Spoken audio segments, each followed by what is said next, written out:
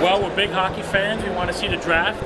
These two guys play hockey locally outside the area here, and we want to give them the experience to see what it takes to make it to the NHL, and just come down and have some fun.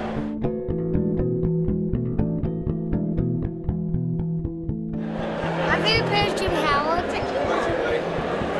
Pavel Datsyuk, that he's a good centerman and he can snipe the puck.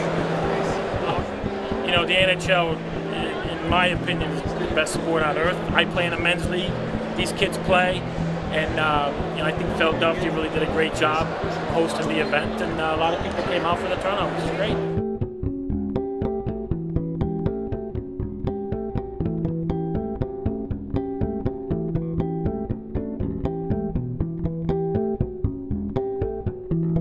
This is neat. It always amazes me what goes in to these drafts, and I'm excited to see it unfold tonight.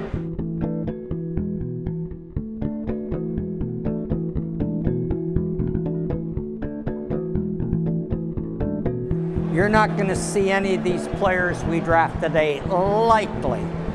Maybe the first pick, maybe beyond 4 or 5 years. They're going to have to go back to their club teams. They're going to have to get better. And then when they're 20 years of age, we move them into Grand Rapids. Then they're going to have to be able to prove that they can play in the American League, and then not only play, but improve. And then they get a chance for Detroit. It's a long process.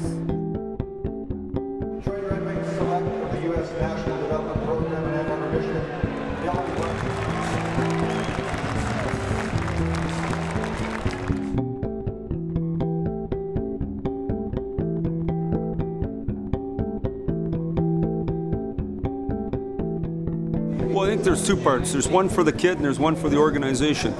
But if you look at all the stars in the league and where they were drafted, it's a huge day for a franchise. If you can get yourself a franchise player on this, if you can get Steve Yzerman, if you can get Mario Lemieux,